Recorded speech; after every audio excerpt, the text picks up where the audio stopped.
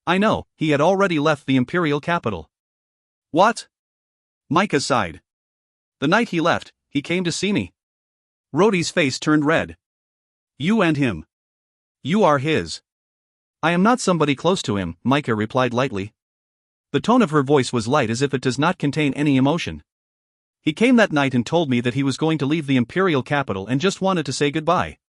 I asked if he could take me along, but then he lied to me. Micah gently raised her hands to show the silver family crest. It was the same one she threw into Rhodey's arms. It was not known as to when she retrieved it. When Rhodey heard this, he secretly sighed to himself. He understood the meaning of Micah's words. He knew that Seth was a playboy and would definitely have relationships with more women than just Micah. It was already quite an unexpected task for him to come and bid farewell to Micah before his departure. For that playboy with a free and uninhibited nature, it would be impossible to take a woman along while pursuing his dreams. To him, women would only be a burden. Micah smiled in a self-depreciating manner. When I saw you earlier, I thought Seth has returned. I did not know whether I was happy or angry. But as soon as you spoke, I knew that you were not Seth. Rhodey smiled wryly. I knew that this is not something I can keep a secret forever. After a while, Rhodey whispered. I am sorry. You don't need to say that to me. Micah calmly replied. I want to thank you for saving me earlier and for helping me to untie the knot in my heart. In that case, now. I am all right. Micah smiled faintly. My heart feels very calm. Whatever feelings I had is now gone. The two then became silent for a while. Rhodey did not know what was appropriate to say. Facing a sad woman, he really lacked the experience and did not even know how to say any consoling words. Moreover, the woman was an amazing beauty. Her every move was filled with elegance to the extent that Rhodey did not dare to stare. For a moment, Rhodey could not help but feel jealous of Seth for having the admiration of such a beauty. Yet, Seth was cruel enough to walk away from her. The silence was finally broken when someone came in to inform them that the Tulip family had sent someone over to pick up young Master Seth. Micah nodded and looked at Rhodey. Are you okay? Can you move? Although her tone was flat, her gentle voice could stir the hearts of those who heard it. Rhodey nodded and struggled to sit up on the bed. To begin with, he was not injured and was just lying down to restore his energy. Although he had not fully recovered, he could still move around. Thank you, Miss Micah. Also, don't worry. I will not reveal your secret. Micah casually mentioned. From today onwards, I have nothing to do with that person. As for your business, I have nothing to do with it as well. Rhodey sighed, turned around and was about to leave, but before he could, Micah suddenly shouted. What is your name? Rhodey. Micah lightly looked at Rhodey's face, frowned and coldly said. The situation in the imperial capital is constantly changing, full of power struggles. As a youngster, you must be careful. I know. Rhodey nodded. When he saw Micah looking away from him and staring blankly out of the window, he sighed and continued walking out of the room. For a moment, for whatever reason, Rhodey felt distressed. Suddenly his mind had a strange thought. If I were really Seth, would she still use such an indifferent attitude towards me? The person picking up Rhodey was Rant. The trouble stirred up here was immediately reported to the Tulip family. Rant was already waiting impatiently in the hall. He felt great relief only when he saw Rhodey appearing perfectly fine. Young Master Seth. It is good that you are all right. Rhodey nodded and followed Rant out. The guests were already long gone. The guards of the imperial capital were at the entrance, investigating. However, the moment they saw Rhodey, they respectfully gave way to him. Outside, the carriage was already waiting for Rhodey. Rant waited for Rhodey to get onto the carriage before getting onto his horse. You got into trouble again. Rhodey saw Nicole sitting at the innermost seat the moment he got onto the carriage. Her face seemed heavy. For some reason, Rhodey did not feel like arguing with Nicole. He just quietly sat beside her. Nicole also noticed Rhodey's difference in behavior and felt strange. After thinking for a while, she could not help but ask. Are you hurt? Her words were filled with concern and made Rhodey's heart melt. He felt that Miss Nicole was more gentle and pleasant as compared to Micah's indifferent attitude earlier. He whispered back. I am sorry. I just did not expect you to come and fetch me. When I heard the news, I could not sit still, Nicole spoke softly as she showed her concern. Rhodey felt warm and held Nicole's hand. Softly saying, Nicole, I am sorry. I have disappointed you. Nicole blushed and tried to remove his hands, but her heart did not want to. She could only sigh and asked, "Why did you come to this place?" Rhodey explained about how he met Bayan and the other 2 people in the academy. He then explained about how they dragged him here in their conflict with Prince Sultan. Nicole's eyebrow wrinkled quietly. Naturally, Rhodey kept the fact that Micah saw through his identity. For some reason, he did not want Nicole to know about Micah. When Rhodey finished, Nicole's facial expression changed and she said again, "Rhodey, this time you are really in trouble." "Why?" Rhodey was puzzled. "Is it because of Sultan's identity?" "He is just a prince, but Bayan is the emperor's nephew and I am currently also the heir of the Tulip family." "Do we need to fear him?" Nicole smiled gently. "You are naturally not afraid of him, but the Empire is currently afraid of the Great Moon Kingdom." "Why?" Nicole looked at Rhodey and spoke slowly. "You did not know. Last month, in the western Peipan's grasslands, the Empire and the Great Moon Kingdom were at war. The Empire suffered a crushing defeat. The Northwest Legion had 200,000 soldiers, but now less than half remains. Right now, the Great Moon Kingdom's 80,000 armored cavalry is occupying the Rostock province. The Great Moon Kingdom is now assembling in the northwest city of Mutin and is eyeing the territory of the Western Empire. If you find any errors, ads pop up, ads redirect, broken links, non-standard content, etc., please let us know. Report chapter so we can fix it as soon as possible.